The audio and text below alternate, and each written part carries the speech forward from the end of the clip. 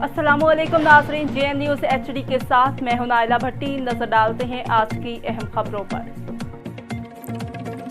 चिश्तियाँ से खबर शामिल करते हैं हमारे ब्यूरो चीफ जनूबी पंजाब हाफिज़ मोहम्मद बशीर की रिपोर्ट के मुताबिक चिश्तियाँ आम इंतखाबात की गहमा गहमी का सिलसिला जारी है। उम्मीदवार रफ्ता रफ्ता कागजात नामजदगी जमा करवाने के लिए पहुँच रहे हैं।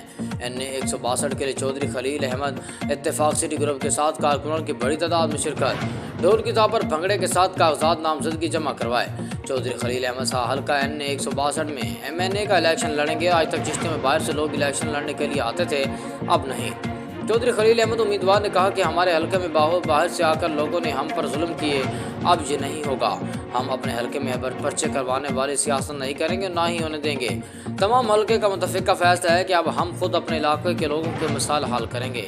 हाफिज़ Mohammad Bashir, bureau chief, JN news.